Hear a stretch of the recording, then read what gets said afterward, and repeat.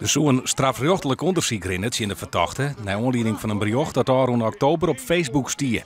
De Grauwe Eeuw-voorman roept daarin op Sinterklaas te deertje onder de intocht in Dokkum. De inhoud van het boodschap is grauwelig. Bestwaarde mij de taarrijding van en mij het inperken van risico's. En dan komt er van alles voorbij. En dus ik zo'n bericht over die uitlatingen op Facebook. En nogmaals, die weer inderdaad heftig. De gemeente had daarop voor maatregels naam. Wat het krijgt voor maatregels binnen, wil Waanders net kwijt. Wil dat? Dat wij zelfs actie ondernomen hebben.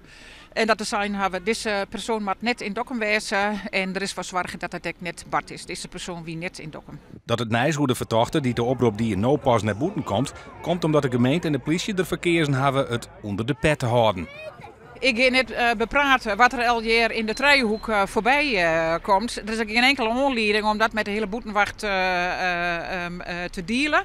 Burgemeester, de Trijenhoek die is ervoor. En daar had de burgemeester een speciale verantwoordelijkheid in om ervoor te zorgen dat er acteerd wordt op risico's. En dat hebben we dien. En dus ook in dit geval. Nevens de burgemeester wie dit net de jinnigste bedreiging. Het zoewezen kennen, ik denk het net. Maar het zoewezen kennen sluit ik net uit. Maar het zo kennen.